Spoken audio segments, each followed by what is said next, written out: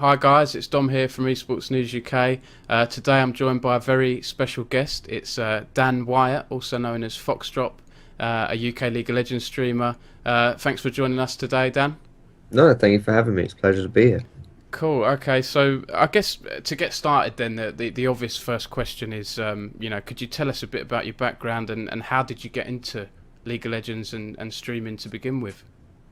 Yeah, well, I mean, you gave me a pretty good introduction, to be fair. I mean, I just do League of Legends stuff, mostly YouTube, actually, rather than streaming, but, I dabble in a bit of everything, really.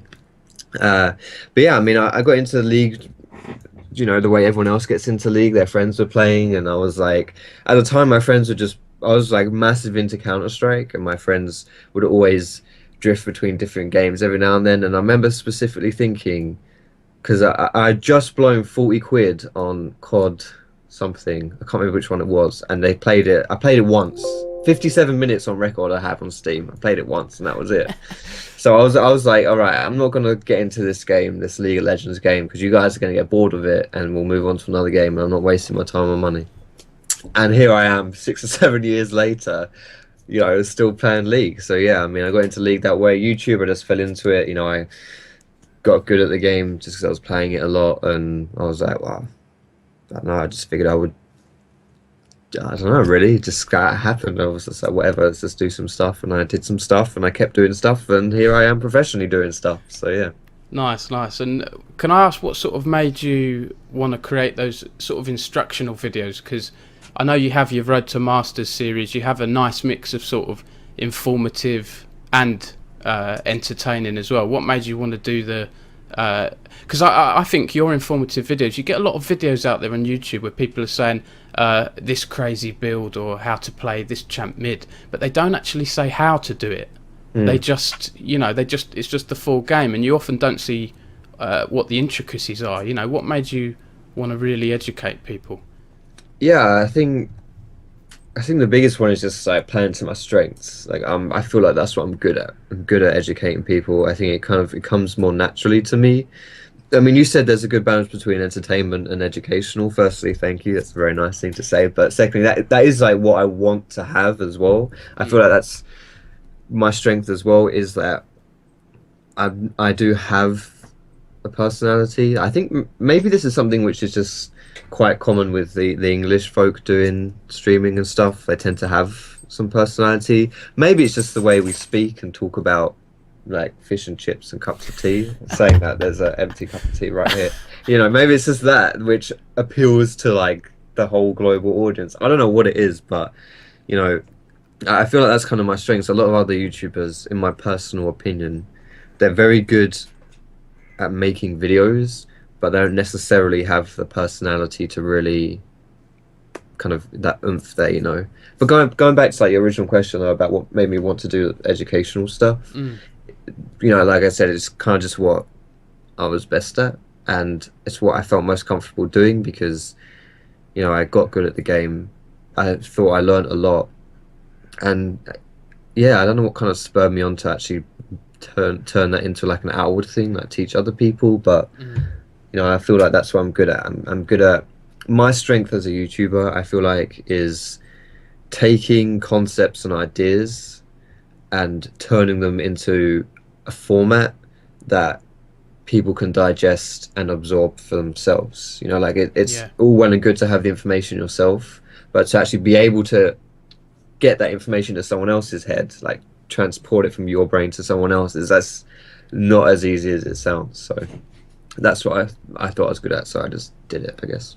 Yeah, definitely. And can I ask what your sort of thoughts are on the state of League of Legends in the UK? I know you mentioned the Red Bull 5G tournament in one of your videos recently, but what do you think of the community here in the events? There are a few people talking on Twitter that's saying, "Oh, UK League of Legends is in a bit of decline at the moment." Do you agree with that or? Yeah, I mean, honestly, it's hard to say because the UK scene itself has been small enough that it's hard to say when it's in decline. Like I feel like it's such like a closed, like a tight knit. I don't know if that's the right way to put it, but it's if you're involved in it, then you know about it. But if you're not involved in it, you don't know about it. It's a bit I don't know if clicky. that makes sense. Yeah, yeah, yeah. I think that's probably a fair way to put it. And if you're not a high-rated player and therefore know the other people who might be in the tournaments, then again, you probably wouldn't hear about it. It's not like it has much following outside of the people participating in it. Is what I kind of want to say. People directly involved. So it's kind of hard to say if it's in decline or not. But I mean, the thing with the UK esports is that I think as a country it's pretty uncool to be a gamer. I still think that. At least, I mean, I'm pretty out of touch with the world because I just sit in my room making videos all day. But when I was at school, at least, I remember hiding it a lot. Especially when I used to play WoW, I was like really ashamed of it. Yeah. And then some like cool kid in the year above me was playing it, and he talked to me about it, and I was like, "This is the best thing ever! Oh my goodness, the cool kid is talking to me about WoW." But one of my prouder moments. Lots of dignity I had when I was younger. But yeah, so I think maybe it's not outside of like the FIFA crowd and maybe like COD, but like on the like console gaming, that's what it's about. I think in the league in the UK scene is being a competitive gamer or gaming competitively isn't really it's not a I don't want to say it's not a cool thing to do, but it's not what English folk do. I'm saying this really poorly. Do you know what I mean? It's not part of our culture, It's not part Yeah. of, not part of, yeah. Well, it's kind of new, right, on the grand scheme of things, Yeah, in terms of its popularity. So it is I think quite so. a different thing. And on sort of League Fest, you were at League Fest recently. You were part of a community panel, Yeah. right? What did you think of that? Because I would particularly, like for me, I was quite impressed by that Riot put all that weight behind Yeah. an event. I mean, this is the great thing about Riot, in my opinion, is, I mean, people probably call me a Riot shill for even mentioning that I like Riot, but they do treat the community really well.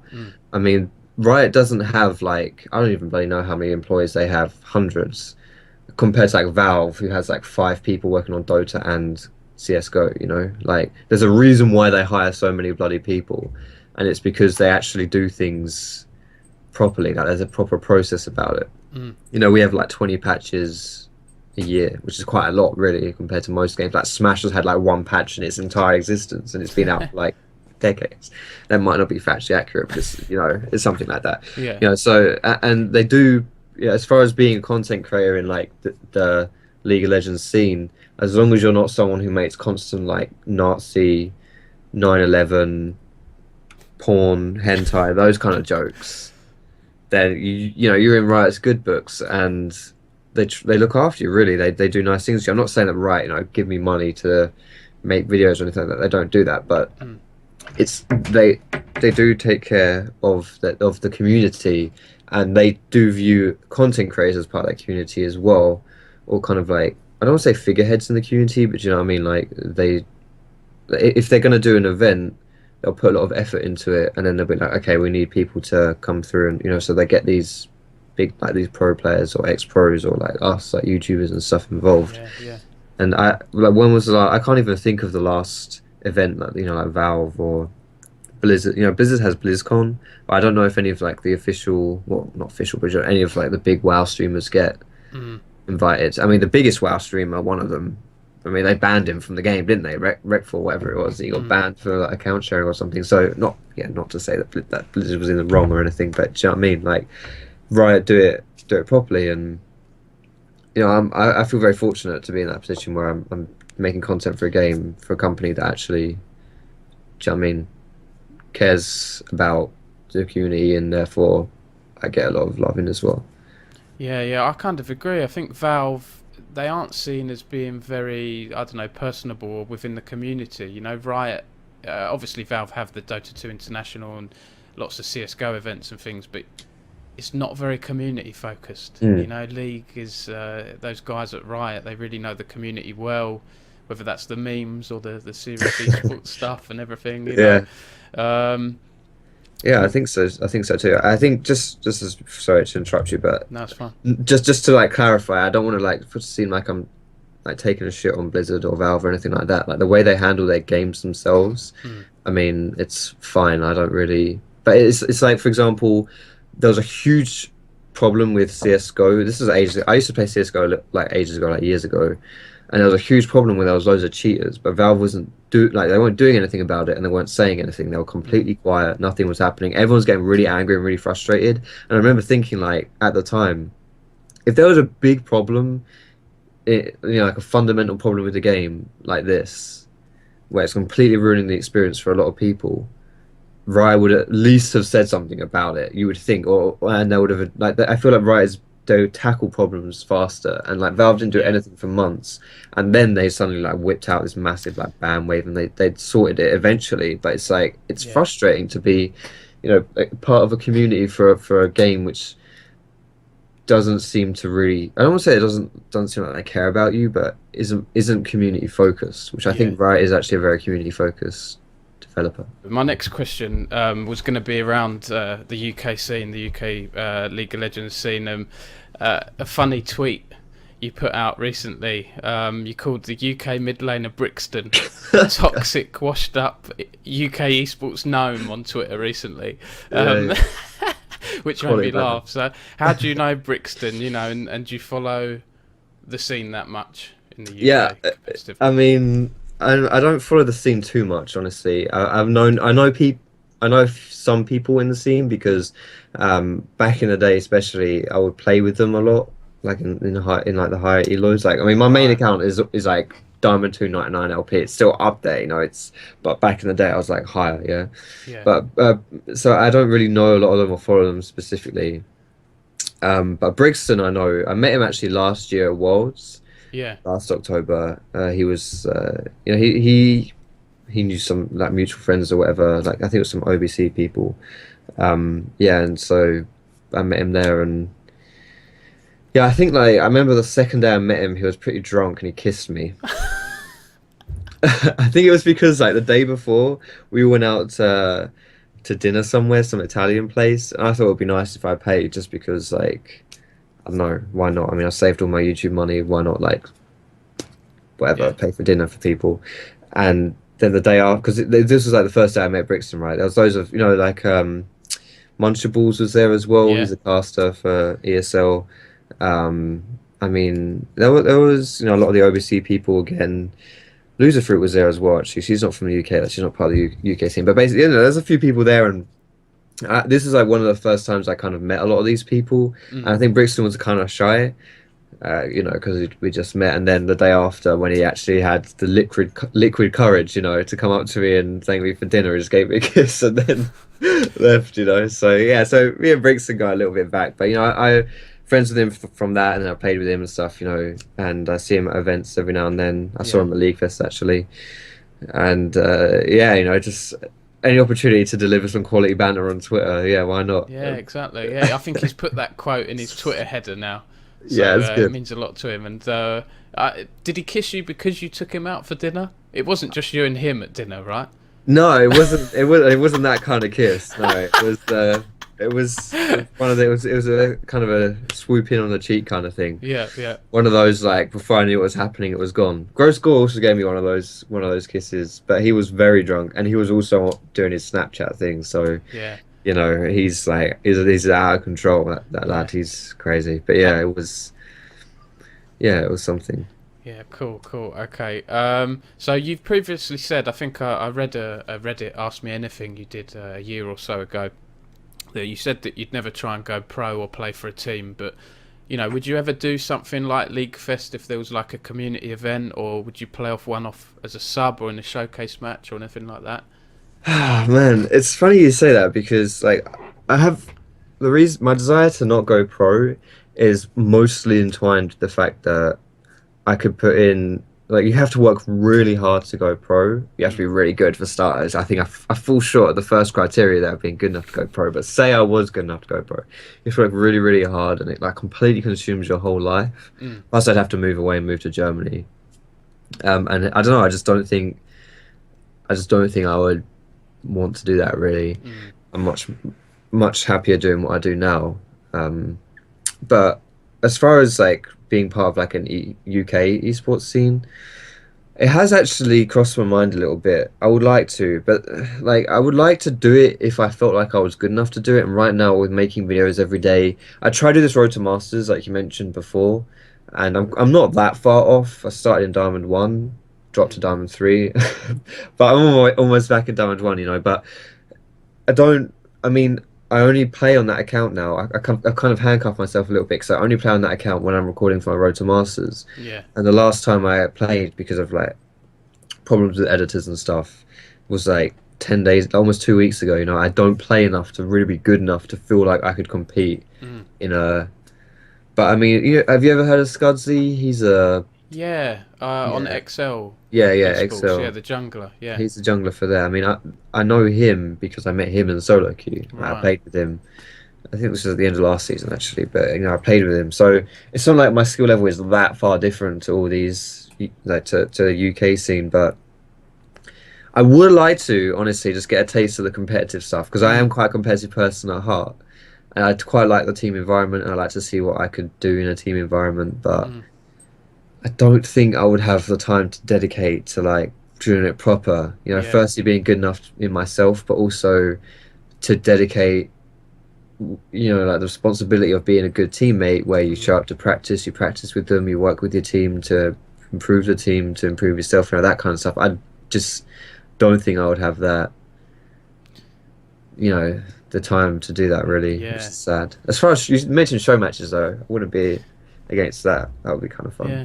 I've just had a crazy idea. It'd be cool to get like a team of streamers, a team of UK YouTubers or content creators to enter the ESL Premier. It'd give you guys some funny God. content, and it'd get a lot of people viewing the Premiership. You know, That maybe would that's be what we kind of need. cool.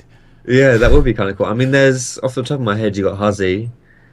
Huzzy's a mid laner, I think. My brother, Fire. Yeah. I've heard of him. He plays AD carry mostly. Then there's me, you can jungle. What other UK people are there? I mean, that's already three people, and we're all diamond at least, like around mid diamond. Yeah. So I mean, we get thrashed, but it would be kind of fun, you know. You never know. I mean, there are a few diamond teams that enter the ESL Prem. You know, so Yeah, I mean, it could be fun at least, but trying to coordinate five people who all make videos as well, you know, and trying to convince them that yeah, let's spend some hours doing this rather than spend some hours making videos and making money, you know. I mean, like you say, maybe we could do something from it as well. But it would be good fun though. So yeah, it would be good fun. Yeah, or even if it's just a one-off match against like the UK champs, whoever that is, or something like that. Oh God, yeah, that would only take 20 minutes, you know. Then we'd surrender and it would be over. Yeah, nice. Okay. So I just wanted to ask a few questions about League of Legends at the moment and the state of the game. Who would you say are the sort of top jungle picks for climbing elo at the moment? I know you've mentioned a few in your videos, but there's been some changes, right? Gragas nerfs and things like that. Yeah. So I think the best for solo queue right now, I would say I think Elise is like the best all-round champion. She's very good at like the early game, like ganking and snowballing. I think Elise is really solid for that. Zach is really good at initiating fights, also ganking as well. He needs like Elise can do it from like level 3. Zach can do it from level 3, but the more levels he gets in his E, he can jump further and he's better at it. But Zach is also very good for it. I mean, Rek'Sai is still pretty top tier in my opinion. There's like so many junglers. I'm probably forgetting so many here. I mean, Olaf is decent. I think Eve is a little bit hidden OP. No pun intended. Like no one really plays Eve. But I think she's actually pretty good right now. Nidalee, if you're good on Nidalee, is still ridiculously strong. I hate that champion. Lee Sin, if you're good on Lee Sin, can work. He's a bit risky though, but he can work if you're really good on him. Yeah. Yeah, there's a decent amount actually. You can do a lot of different stuff. There's also some really weird ones like Diana jungle. I actually think she's really strong. Rumble is really good as well. You know, they kind of come out of nowhere. Yeah, they're actually pretty underrated. Like the times I've been thrashed in the jungle the hardest, as far as levels go, were against a Diana and a Rumble. Like legit, I remember playing against a Rumble who's like level 8 at 7 minutes, which is absolutely absurd. Like genuinely absurd. Like just as some context on that, I think if you get level 6 by the time you hit your second buff, you're doing okay, and that respawns at like 710 or something like that. you know. And he was level 8 at that point. Like, he was ridiculously strong. We still won. I don't know how we won, but yeah, it was disgusting. Yeah, I have to say I've been trying. I'm a jungler myself. I'm a low elo silver scrub. But I was inspired by your video, the Evelynn video, and I've been trying her, and I've been getting some really good scores. 16 sixes and things like that. But I don't know what it is. I've been getting high scores, but in the late game, I find she tails off a little bit, and I've been losing matches. I don't know what it is. Maybe it's she's not suited to that elo. Maybe I'm doing things wrong late game. I don't know, but. Yeah, I mean, it depends. It depends how you build her. Firstly, if you go, do you go like a lot of AP, or do you kind of go hybrid, or you kind of tanky? I've tried a bit of both, and I found that the AD worked a bit better late game, with the attack speed and the sustain and stuff. But I prefer AP. So, but maybe I'm thinking. I think you should sit. You should. In my opinion, AP is a good way to go, but kind of hybrid in the sense of like tanky AP. Like Riley's is good on her. The Proto build. That's the bit I recommended, right? You go Running Echoes in the Proto Belt. That's solid. And then like things like Riley's, if you want to, you can go maybe like Zoni's as well, or even just like proper tank items you can feel, like Dead Man's Play, that kind of stuff. But yeah, I think like that. Yeah, I think that's like she's really good at flanking. Like late game, you can kind of like walk to the sides of someone, or like a team like start a fight like that. Or because she can't be seen on wards, and people, especially low, don't buy pink wards. You just like set up some opportunities to just like sneak down a side lane and just pick someone off. Just get someone, like assassinate someone. She's really good at doing that. If you can't, I mean, low don't put wards down anyway. But the fact that they physically can't see you is like it completely changes the way they have to play. And if you get even just one sneaky kill on like the enemy AD or something like that, where they're not even that pushed out of position, but Eve does a butt ton of damage, right? And you sneak in and you kill them, then they're going to play the rest of the game scared shitless, because they're like, Eve could be literally anywhere. And that's the great thing about Eve, is that it completely changes the way you play the game, or the enemies play the game, because they're always thinking Eve could be here, Eve could be here, because they never know where you are. No, that's what I like. I like sort of stealthy champions as well. And I found one thing, I know you put a video out saying good tips for tilting, tilting people without being too toxic. And one of the things I found with her is just bugging someone in an individual lane. So if their enemy top lane is doing well, I'll just harass them, walk away, they think I've gone, then I'll come back half a minute or so later and keep annoying them. And it's obviously you get them all saying, oh, do you want to camp much more and all that stuff. But I find that's quite good. But the only thing is you miss out on farming in that time, but it's good for I don't know, the mental sort of game. Yeah, absolutely, it really is. There's loads of ways to tell people like that. So what are your thoughts on the sort of current state of League at the moment in terms of the jungle? Do you think Riot should make any changes there, or is it in quite a good place at the moment? Yeah, that's an interesting question. I haven't really thought about that. I think it's actually not that bad, really. I remember in season 3 it was pretty bad, because season 3, I think it was season 3 at least. No, season 4. I actually can't remember what season it was, but I remember Riot had this really, maybe it was season 8, whatever. Riot made the jungle so hard. Yeah, I remember that. That it was only a handful of people could even clear competitively.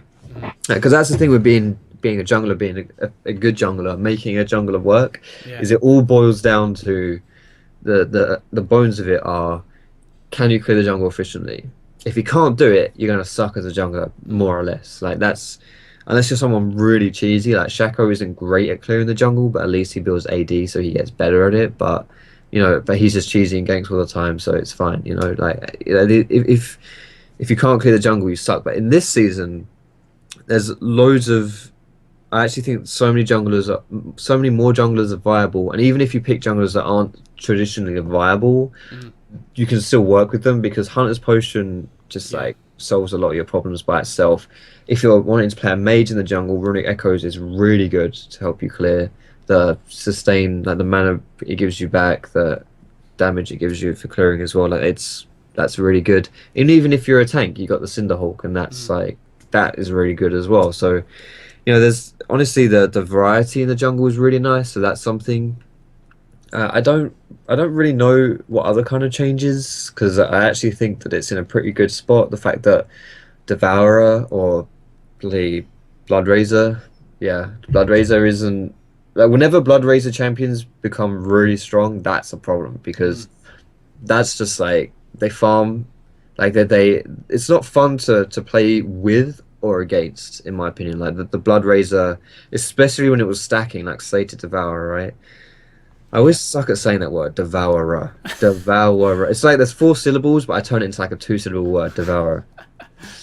But anyway, so that's why I changed it to Bloodraiser so I could pronounce it. Someone at Riot was watching my videos like this poor sword. We can't let him do this anymore. Let's mix it up. Maybe it should be called the Foxdrop's Blood Razor or something like that. Yeah, Fox's Blood Razor. I I am don't know. totally. If Riot want to put in like a little fox champion, or like a fox monster, or like maybe you've got that frog that suicidal frog that jumps off the side of the map at the beginning of the Yeah. game, and like the snails that are just chuck a fox in there. Yeah, yeah. Totally, just do it. Just absolutely do it. I wouldn't, and then if Riot did that, I would totally be like, even if they didn't admit it, I'd be like, that's me. I did Nice. that. Nice. But yeah, no, I think honestly, I think Jungle was in a pretty good state as far as it goes this season. I wish I hadn't nerfed Gragas into the ground. That sucked because he was my one Yeah. trick that getting me to master tier. But outside of that, it's honestly it's pretty good. Yeah. Well, you still did well with him in that recent video. I'm still gonna pick him, and I'm hoping that it doesn't completely kill me because this is what happens, right? Is that Riot nerfs people, and then everyone stops playing that champion. Yeah. And then they crawl their way back in. This is how Gragas got meta in the first place. He got, he was really good last season, but then people stopped playing him, and then he crawls back into the meta. Same with Elise. She crawled back into the meta, probably more literally considering what Elise is. And so I'm hoping. I did this in season 2 with Lee Sin, where even Diamond Prox, who at the time was a complete jungle god, and I worshipped him, he was like Lee Sin's garbage. And I was like, well, I play him in solo queue. I didn't say it's to him, obviously, not that he would ever talk to little old me, but I was thinking to myself, I play him, and he's fine. And I played him, and I actually got a lot of elo playing him, and then a little while later, people started picking him up. So I'm hoping that Gragas, there. People think when something gets nerfed, it's like, oh, that's not right. You can't play that anymore. It's terrible. It's unviable. You can't play that. When actually nerfs are meant to balance things so that it's still playable, just not really strong.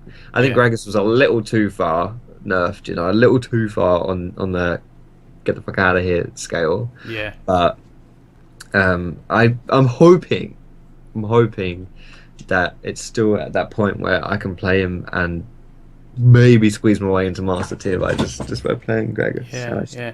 Oh, so Shadwell's joined us. Yeah, he is. One of my questions was going to be actually like, how many times do you sort of predict he's got under your feet? He was under my feet during this call. I was like, I could hear him knocking about. I've got this like, I have like some headset wires all like plugged into my PC, and sometimes he gets himself tangled in that. Like I was downstairs watching TV with my dad, and I heard like a thumping upstairs. I was like, what on earth is that? And I went to go and check him. People was like, do you want me to go with you? Like my dad said that, and I was like, no, I'm not. It's not a robber. It's Shad. I guarantee. I went upstairs, and he was like in the headset wire, like thump thump thump, trying to escape. Yeah. And I've got a little I don't know exactly what it's called, but it's like a tower, a little tower, like an extension lead with sockets on, so that I can, or outlets if you're an American watching this, so that I think it's kind of like a fuse thing, so that it doesn't, if there's like it doesn't like fry my PC basically, and he's always knocking that over. It's tucked in the corner. I don't even know how he gets the angle to knock it over. I always hear a thump, and then it's like he's knocked it over again, hasn't he? Nice. He always does that. Nice. And one of the many challenges of being a streamer. Yeah, I know. The pet hazard. And like this, he's walking over my light. If you hear like a kind of like a sound of something, some bomber cuts just like flopping around doing stuff, it's probably Shad, walking into. And then if it gets dark on my face, it's because he's walking over my light and like bumping into it and stuff. So, Oh goodness, yeah. goodness. Well, we're talking of streaming challenges. What are your sort of thoughts on the streaming landscape at the moment? You know, and the platforms out there. Do you see yourself just sticking to Twitch and YouTube in the future? Yeah, I mean, here he comes. I didn't walk over it this time. That's something. Um, so yeah, I think for me, it's funny you mentioned streaming because I am struggling to stream a lot when I'm doing daily videos right now. Mm, But so like the answer to that is to have YouTube content from your stream, right? yeah. And that's what I'm trying to do more of. I released a video a few days ago, like even they talk about his head in Korea or something like that. Oh yeah. It's good. Oh, that made me. That was funny. That was funny. Yeah, That guy. yeah, that was from a stream. That was like a stream highlight. And the Road to Masters I've done on stream previously. And I want to be able to continue to do that. Mm, The only downside of that is I I tend to play terribly on stream, but I've been playing pretty well with the Road to Masters, so I'm just gonna squeeze as much blood out of that one. mm. While I'm still playing well on stream for the Road to Masters, and then when I start playing Garbo, I'll probably have to ditch it, but still. So that's a good way to intertwine it. But yeah, as far as like your initial question about whether I see myself doing anything else, I mean, Mm. as long as I don't need to, not really. Like I my platform right now, my main one is YouTube. My main game is League of Legends. But if something happens to either one of those two, then I'm in a bit of a pickle. Mm. So I mean, I kind of just take it, wing it, see how it goes, see, yeah, see what's happening. But as long as I don't need to move from those two platforms, I'm perfectly happy being on them. Every time YouTube does some kind of update, everyone's like, "Rip YouTube! YouTube's over! YouTube's dead! YouTube's literally Hitler." It's not really that bad, but yeah, I'm hoping that YouTube doesn't really shoot itself in the foot Yeah. and make itself irrelevant, because nothing can challenge YouTube right now, just in the same way nothing can really challenge Twitch. YouTube gaming is kind of trying to, and some YouTubers have actually started streaming on YouTube now because you can yeah, You can go live and stuff, can't you? yeah, exactly. And that's your whole subscriber base gets alerted of, it's almost like you put out a video, so you get so many people on your stream compared to what you'd be on Twitch. Like I Yeah. stream on Twitch and get like, it depends who else is streaming, but from like 300 to 500, whatever, around that mark. Chad, please, you're on it. Just move. Like it's okay when you move past it and there's a shadow, but when you're standing on top of it, whatever. Suboptimal lighting for this point. Oh, there we go. He's gone. Oh, he's back.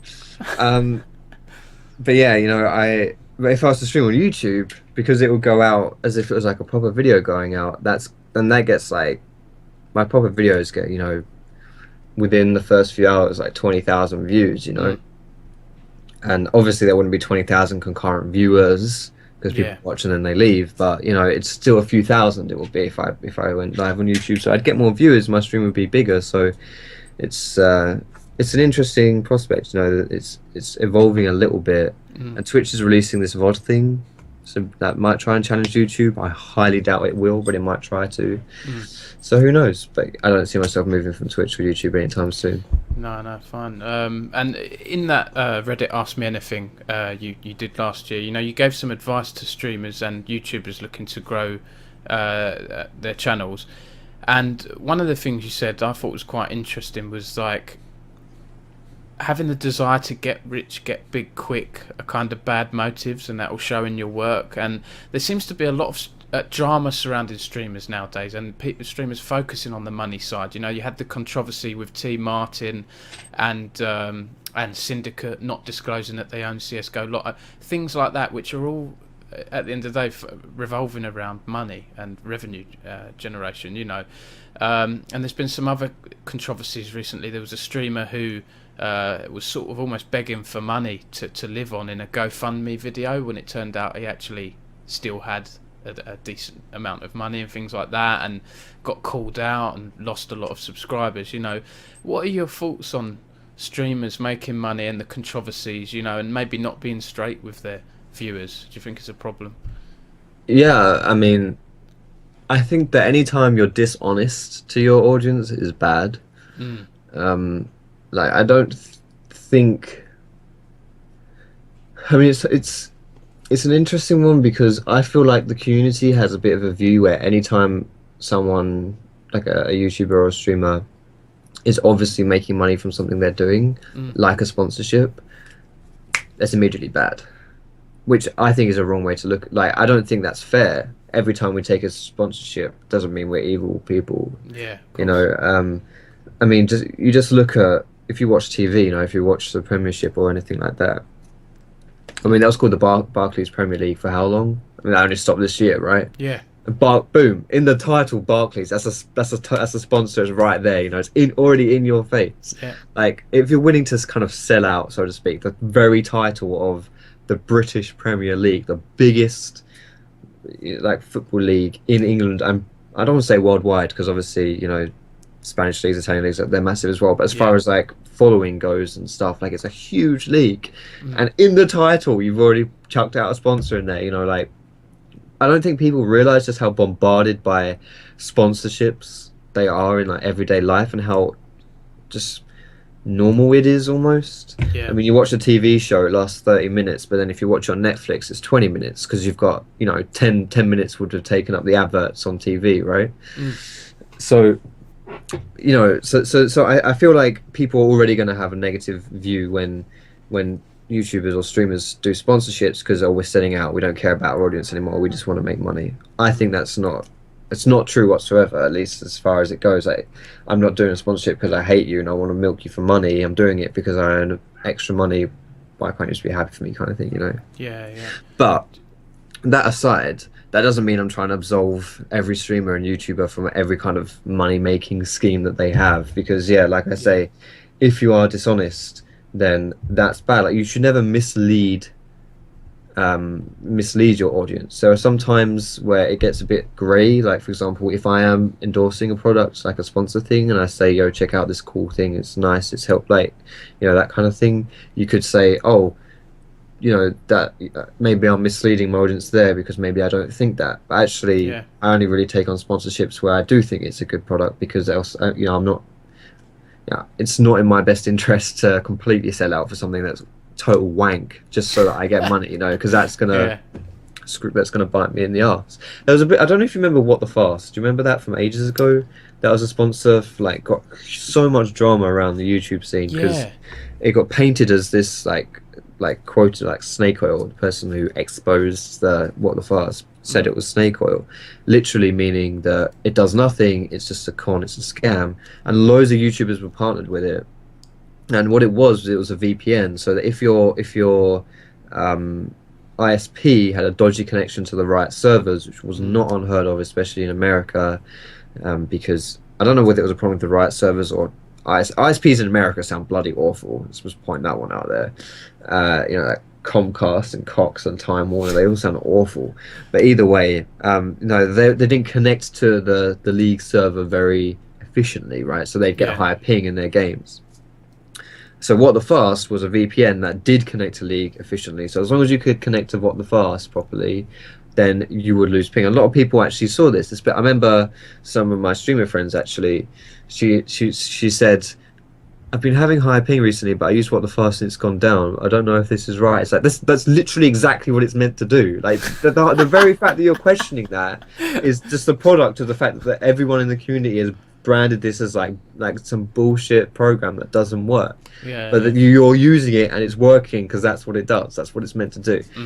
But people obviously will use it from like Australia to America and be like, oh, I still have 300 ping. Why isn't What the Fast moved me thousands of miles closer? You know, like it doesn't help like that. So that was the problem, is that if the problem's on like your end, as in like your internet is just generally lagging, if you're really far away, then of course it doesn't lower your ping, right? I know this has turned into a bit of a rant, but my point it's fine. My point being that, you know, this product had a free trial. You didn't have to pay for it. You could see if it worked for you. If it did, you could pay to keep it going. And, you know, it did what it was meant to do. It was a VPN, so it connects you to the whatever, what I just explained. But because it's not something where, oh, you install it and it reduces your ping just flat out, you got branded as this really bullshit thing, right? So there was a huge kerfuffle about it.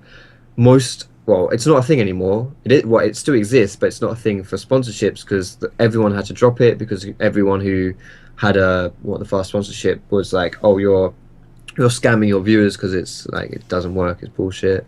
Yeah. And we got in loads of trouble about it all, and it was just so like it was a good sponsor as far as what they were offering us. It was one of those things where they were like, yeah, just put it in your description, mention it every now and then, and we'll give you like a monthly thing. It's like perfect as far as sponsorship goes because it doesn't mean that we have to completely sell out. It's just it's there, so it's actually quite good for the content creators, but because it got branded awfully, this is the thing is that there is a difference between being dishonest, because you could argue like if it was genuinely snake oil, this what the fast thing, then yeah, we were being dishonest. But that's the grey area in my opinion, where something can be viewed as being dishonest when you're not actually. It's very easy for the public eye to view something in a certain way, even if it's not that way. CS:GO Lotto, on the other hand, not quite the same thing. That was pretty bad. But do you know what I mean? It's like, I think that it's dangerous to group things, like to immediately think, okay, streamers making money, I hate this. This is like, this is not a black and white. This is not as black and white as it's portraying itself to be. It's snake oil. Do you know what I mean? Like it's. I agree. I think, yeah, and people, yeah, and then the CS:GO a lot of thing happens, and it gives us all a bad name, and people are quite unforgiving, I find, in that sense. But yeah. Do you think it needs regulating, Dan? Because in China there was a story I read recently saying that streaming is actually going to be sort of independently regulated there, and obviously Twitch and YouTube have their own rules in terms of service, but do you think it needs to be regulated? Like regulate what sponsors can kind of come in and out and what people can take, or sponsors in terms of content, what people can do, and I mean, to an extent that's already kind of happening, just because of, like you say, terms of service and stuff. Like, I couldn't be sponsored by YouPorn, for example. Actually, I don't know if I could on YouTube. Might be able to. Can't on Twitch though, I'm pretty sure. No. Look into that. But no, I mean, I honestly don't know if it needs to be regulated. I think if China's doing it, I think that's a bit of a. It's not necessarily an example that the West can look at and see, like look at it and be like, oh, it's happening this way over here. Maybe we should now put it in the West, because China is a very different society, and I think it is very much more of a. I don't want to say like a regulated society, but you know what I mean. Like it's. I don't think it's as free as the West is, without getting too political. Different culture, isn't it, as well, and everything. Yeah. Apples and oranges. Yeah.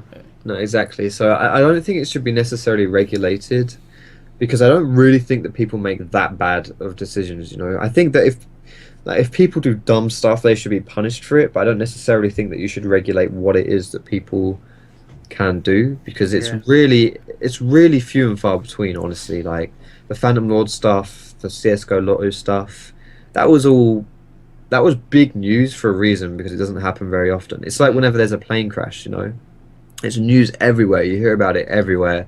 That's because there are like hundreds of flights every hour across thousands, probably across the world, and then once every few years one goes down, and it's huge news. Because it makes you. It gives that perception of, oh, flying's dangerous, or oh, sponsorships can be dangerous, or maybe we need to, when actually no, it's like it's fine. And I think I also think that maybe a better way to look at it would be for especially the audience is to look at it as try and compare it to real life adverts that you like see on TV and stuff, and see how it is that your streamer. See what it is that they do. It's kind of like the similarities. Like for example, this is like when like on the CS:GO tournaments and stuff, they will advertise this eScore app, some app, right, which you can check and see. Now I doubt every single one of the casters that's endorsing that thinks it's a really amazing app, but they all say it is because that's how you sell a product via marketing, right? And if you look at what do you know what the slogan is for Gillette, like the razors? Yeah, it's the best a man can get. Exactly. The best a man can get is the slogan. Now, do you think that literally Gillette is the best razor that any man in the world could attain? No, not for the money anyway. The margins are here on them things. I don't know what it is. Hundreds of percent. Those things, Yeah. they're really expensive. Right, so it's So probably that's not the best a value. man. No, it's probably not the best a man can get, but it's still their slogan Yeah. because that's how you sell a product. If Gillette's slogan was "It's alright," that wouldn't really sell very many shavings. Well, right? you might get students. You might get the student demographic and things like that thinking that's pretty funny. It's Yeah, all right. I'm maybe, gonna buy but it. It's all right. It's good enough for me. Yeah, But I know what might you get mean. those, yeah, but yeah, exactly. So that's kind of what I feel like when people search for 100% transparency when it comes to sponsorships, and of course you should be transparent as far as don't mislead people, but there's always going to be exaggeration when it comes to marketing and sponsorships because you've got to sell something, Yeah, yeah. like it's not even just selling things, it's just everywhere. Like you've got to make things more interesting if you want people to be interested. Like when I'm introing my videos, I don't sit here and I'm like, yo, what's up guys, thanks for checking this video out, and today we're Graves today. Just like, I think he's not a bad jungler. I think, I don't sit and talk like that because it's boring as fuck. Like no one would listen to that. I start being like, yo, what's up guys? Hey guys, Foxdrop here, welcome to another game of country watching around tonight in series. They were playing as Graves. I've got to sound more bloody interesting than that. Because it keeps you interested. It sells it, and of course it's misleading. I don't sit here and sound that I'm boring as fuck when I talk normally. I have a really boring monotone voice. When I get worked up and passionate about something like I am about this topic, maybe I sound less monotone.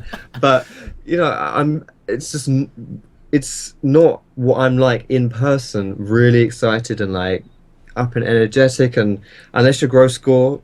100% he is how he is in real life as he is portrayed online. He's one in a million, that kid. He's great, but it's all everything is a lie. The world is a lie. Just that's maybe a bit of a weird way to put it, but no, That's a good headline there, Dan. Thanks for that. Yeah, there you go. The world is a lie. So, but no, it's just I think reality. I think people maybe strive for a standard that isn't quite what we are used to in reality, or what is realistic in reality, which maybe is a bit of redundancy. I'm conscious we're coming up to the sort of hour mark or so, so I've got last quick couple of questions, and I was going to do sort of quick fire questions round as well. Before you do that, I'm clicking on my dominoes here. Yeah. Why did that not? Okay, never mind. I took too long. It's been removed from my basket. Hit me Oh with no! questions. I know. I don't mind waiting and cutting the video if you want to order it now, and then we go into it. It's not a problem. I'll quickly order it right now. Yeah. I don't know what happened like that. Oh, I had that's everything annoying. set up. It's alright. I only chose 2 pizzas, which was really simple. One, I'm going there. There's a Italiano range right now. I'm Essex as well, right? I don't know whereabouts I'm Essex, but I'm Essex as well. So I'm Chelmsford. I'm from Southend. Ah, okay, cool. I go skating in Chelmsford every now and then. I was going to go play hockey. Yeah, it's really good. The Chieftains, I think it is. I want to see them live. Actually. Chieftains are the semi-pro team. Yeah, I wouldn't play for the Chieftains because I'm not that good. Yeah. But yeah, I mean, just like one of the rec teams, Yeah, definitely. But yeah, so yeah, when I went to an Italian restaurant with my dad 2 days ago, and he was like, I think I might have the meatballs Italiano, and I'm like, I'm pretty sure that's not how you pronounce it. Nice. But yeah, okay, proceed. I don't get that. You don't seem to have too much of an Essex accent. I mean, I do a little bit.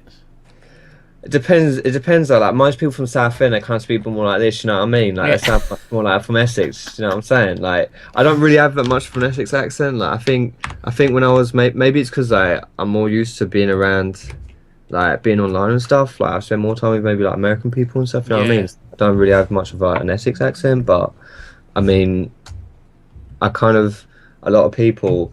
I was getting my hair cut down the road, right? And my hairdresser, he says like well Essex word, right? It's proper Essex, right? He was saying whenever he was agreeing with something and it was like proper agreement with it, he'd go massively. And I was like, yeah, that's a word we would only say if you're from Essex, Yeah, yeah. massively. Anyway, that's my Essex Yeah, accent. But the word obviously as well, and so, things like that. I think people use that a lot here. Although that's quite that's a London thing, grime thing as well, isn't it? Obviously, I don't know. yeah, yeah. Um, No, I'm whatever. I'm gonna do this through PayPal. Yeah. So I don't know. I don't sound that Essexy, but I'm I can sound Essexy yeah, as yeah, as you have just discovered. nice. Because yeah, I'm still an Essex boy at heart. Yeah, same, same. Okay, is that ordered? Or are you still in the It's process? almost there. Almost. Cool. Okay. It's loading the PayPal. You can just chuck this in the video if you want to. It's probably Yeah, I might do. I might do because we talked about entertaining Essex and section. stuff, and but I might have my wife poked her head round the door a I minute heard ago her as well. say So Dominic, just call you Dominic or something. yeah, yeah. There's dinner somewhere, and she'll get. No, she won't get grouchy, but I don't know. I was wondering if she's up. I was wondering whether Dominic is just what your wife calls you or you're in trouble. Yeah, kind of. Yeah, the wife, the family, my parents, and then most other Yeah, people call me Dom. And I yeah. should have a gamer name really. I put a poll out on Twitter recently, and So you should say the Dom. It's like the Don, but a the Dom. Dom, yeah, I like that. I there was lots of ideas. I had like silly names like United Kingdom and really bad puns and things like that. But the votes, the things, the option that got the most votes was Sacco Potatoes. Sacco's my surname, and I think I like that. Sack of potatoes. I Yeah. think that was my dad's nickname when he was at school. So I don't know. I don't know though. It's a bit too silly. It is pretty silly, sack of potatoes. Yeah. If I'm a journalist as well, I don't know if I want to be known for being called that. It's a bit weird. But Yeah. So, um, yeah.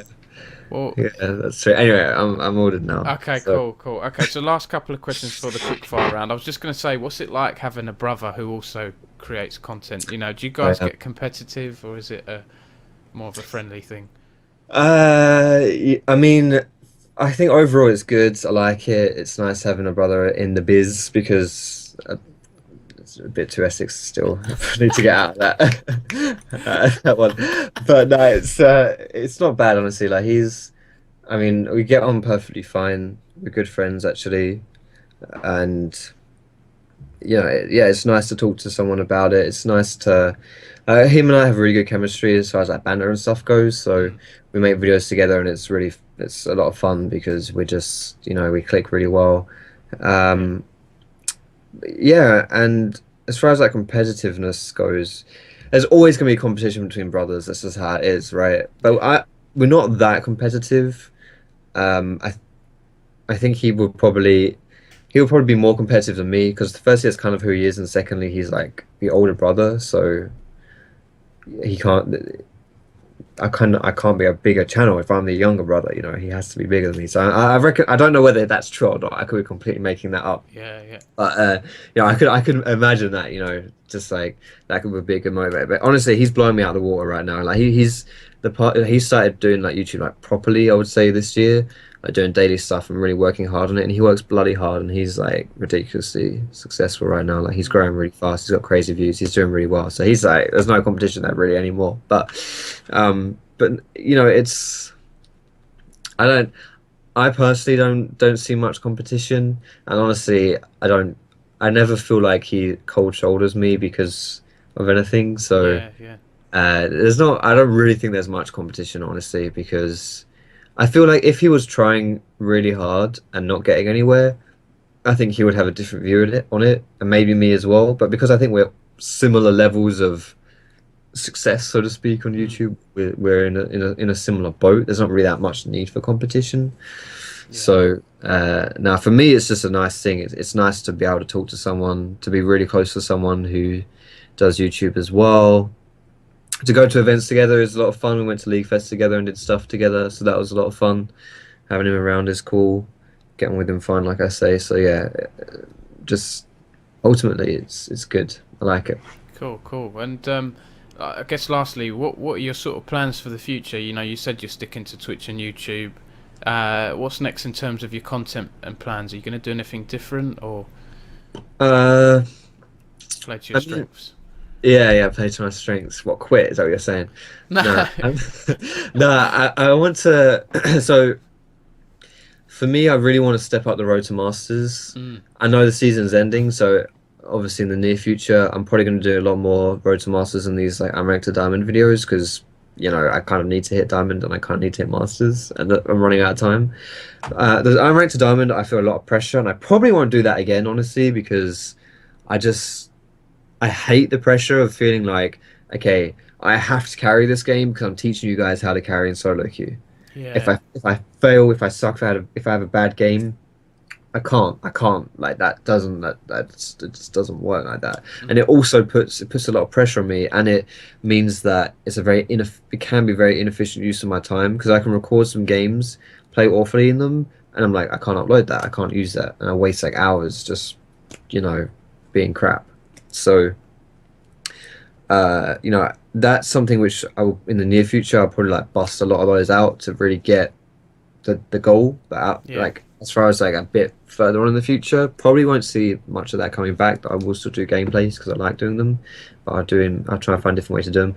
Road to Masters though, I'm actually thinking that it's a really good series. My problem with it is I really dislike editing videos. Um, Yeah, same. yeah, so I've finally found an editor who I can work with to really pump out a lot more. So as long as my focus is on the content itself rather than the making of a video, so to speak, like the boring technical stuff, at least boring for me. Yeah. He enjoys it. I guess he's a bit of a freak, but whatever. Um, he enjoys editing it. My editor does, but so I want to do a lot more Road to Master because I think it's a good series to do. I can just play some League of Legends. I don't play enough League right now. Like I said, the last proper competitive League game in my main account on ranked was like 2 weeks ago because I'm too busy making videos. So to have an excuse also gives me an excuse to stream more. So if all things come together, be more Road to Masters on my series, Mm. on my channel. Sorry, but outside of that, I'm honest reviews. I don't know if you've seen any of my honest reviews. No, no, I haven't actually. It tends to, the ones that pop up on my feed in YouTube tend to be how to improve. And I Yeah. watch the jungling video as a jungler myself. I watch your videos to improve. You know. Yeah, no, I mean that's like 90% of the stuff, so that's cool. I just like honest reviews of stuff which I used to do ages ago, but I did one a little while back on Lee Sin. It's like comedy. It's my comedy ones where it's just really dry British humor. Really, I want to do more of those. So Yeah. you'll probably see more of those gone. The only problem with that is just that they take time to like really prepare Mm. because yeah, they just take more time. Those are more structured videos, so they take more time to make Yeah. like Yeah. videos. So but I want to do more of those. Want to do more Road to Masters. But outside of that, and obviously Road to Masters might mean more streaming as well. But hopefully not too much changes, and I keep staying true to what I'm good at, and I get 1 million subs Yeah. doing that. I have to say, just quickly before we do the quickfire round, talking about the editor, the new editor you've got, I found it quite funny the Riven comment you made, and when he did like a flashback clip Yeah, where you repeat it and it's an echoed voice, and that I'll put a link in the description so people know what I'm talking about. But that I thought that was really entertaining. That kind of thing, yeah, I think suits you well, along with your informative stuff. yeah, Um, yeah. That's what I like. so, okay, so this quick fire round then, I've got 12 really quick questions. The idea is to sort of I'll punch them out. answer them, yeah, as quickly as you can, and just sort of a bit of fun kind of thing. Okay, so here we go. First one, your favourite streamer or YouTuber? God damn it! Why is this a quick fire round? That's a really hard question. I honestly don't. Oh my goodness, that's a hard question. Shit. Oh God, I'm panicking. I'm panicking. Um, I bloody have no idea, man. I You honestly have don't no have to idea. give one. You can do a don't I know or a literally. Oh my pass. God, I can't say I don't know. I can't say. I'm gonna say G-Bay. I think G-Bay's a really good person. I like him. Cool. G-Bay. Okay. Your favourite video you've ever produced? Oh God, my favorite video I've ever produced. Um, I think the video I'm most proud of is my ranked anxiety video I did a few years ago because I did a lot of research on it and I talked to like someone who is doing his PhD studying emotions and I learned so much crap doing that video and I actually think it's a proper good video. So that's my favorite video. Cool. Okay. Your favorite esports pro or team? I actually quite like TSM. Mm. I do like TSM and my favorite esports pro, I would probably say, it's either one of the British boys that's only sing around right now. I was a big fan of Impaler back in the day. He's cool. He's a cool guy. You got Maxlaw, a jungler on. Yeah, Giants, yeah, that's but true. he's quite Max new is. to LCS. Yeah, I know. I don't know him personally. Impaler, I've met at different events and stuff. Yeah. But I would say outside of obviously the British boys, I actually like Bjergsen. He's nice. He waved at me. I was in LA once, and I saw him being driven. I think it was late to the LCS. He was being driven there by himself. Yeah. And like I was sitting opposite the LCS studio, sitting on a bench, and I looked around. I saw him in a car, and I was like, "That can't possibly be Bjergsen just in a car being driven by some random." This is a Hispanic woman, so I was like, "That can't be Bjergsen." And then he stared at me, and I was staring at him, and I was like, "He looks a lot like him, but it can't be him."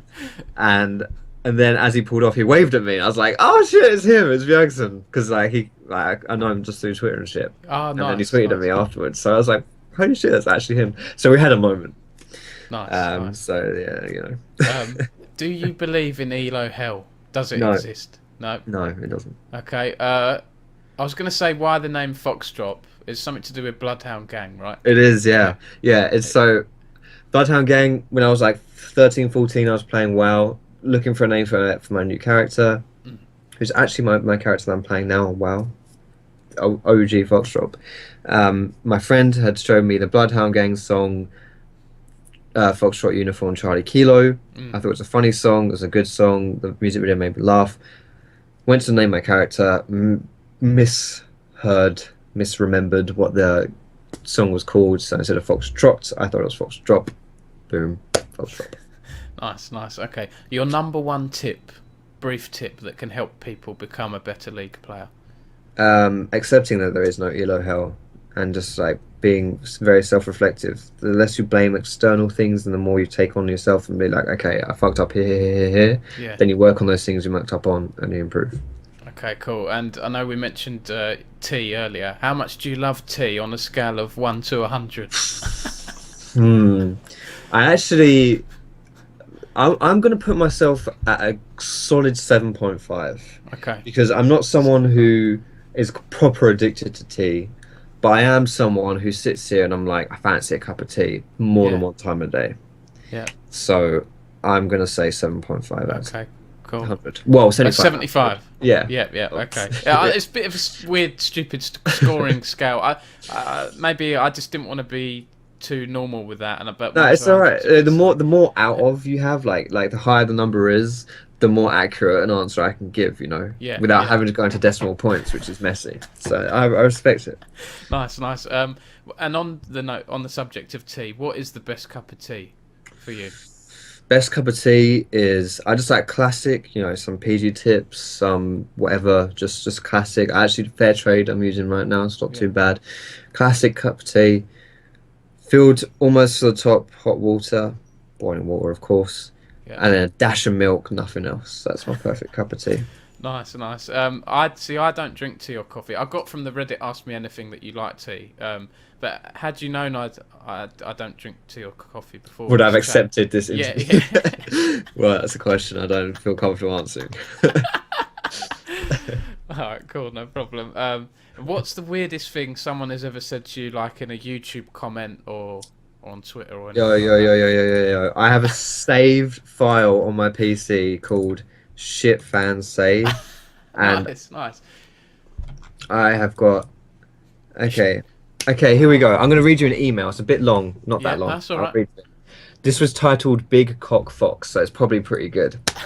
Hi Fox, this is from my business email, okay? Hi Fox, this is not a fan mail, so just let you know that. I'll omit his name, as or blank, as people call me, and I follow the LPL mainly. Aside from that, I struggle in the solo queue as everyone else and watch your videos. Now, I've just read your Facebook comment about your daily content releases, and I think you made the right choice. I would like to give a bit of advice, if I may, regarding your upcoming content. A video that goes in depth on team compositions and picking the proper jungler into that. I see a lot of mistakes in the competitive scene when teams make crucial mistakes in the pick and ban phase, and obviously solo queue isn't going to be better when it comes to this. Obviously, isn't going to be a 10-minute video to explain what team compositions a Nunu or Poppy would be viable, etc. Perhaps some in-depth guides on builds, pathing, and reading on enemy junglers. I hope that my email would have helped you, and if not helping is a help either. I salute you, Big Cock Fox, and wish you well. Has anyone else called you that before? Is it just him or her that's him. come up? That was just totally him. He just decided to call me that. It is business email. That the great thing about that is like 99% of that is a decent email. Bit of broken English, but that's fine. Decent email, and then I salute you, Big Cock Fox. To end it off. Nice, brilliant. Nice. Well, maybe that after this interview, that's going to become your new nickname. I changed my Twitter name, Big Cock. Nice. Okay, so last two. Do you get many foxes in your area? Yes, actually. I'm surprised you didn't hear them in the background. I mean, they're not there, that's why you didn't hear them. But generally speaking, they come out in the evening and they're bloody loud and annoying, and I have to stop recording when they're out because they're very loud. They're in my garden all the time. If I walk down to the shops, I see them in the road and stuff. I think they're trying to eat my dog. There's that. Oh God. He's really old now, so he's like easy prey. But one time I was just like watching him from like looking out the back, like let him out the back, and I was watching him, and I saw a fox kind of like skulking him. And at the time I was just watching, I was like, wow, that's really fascinating. And then Shed walked around to the back door, and the fox followed him all the way up. And of course, I was like, when I opened the door, the fox ran away. But now every time that Shad goes out into the garden, he's blind, deaf, dumb, all kinds of things. Oh. He's really old. He's like 16, 17. He's proper old. Every time he goes out in the garden now at night time, we go out with him and just stand out there with him, because if he was, like, he wouldn't even realize he was getting eaten. He wouldn't even realize. So yeah, I get a lot of foxes around here, and I think they're trying to eat Shad. Okay, and so lastly, if you had to change your gamer name to something else, what would it be? Oh God, is Big Cock Fox take? I was thinking that. Actually. Yeah, I don't know, man. I honestly, that's a really tough question.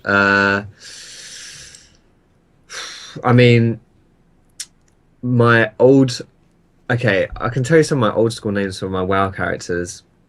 One of my very very first WoW characters were called Sinister Dude,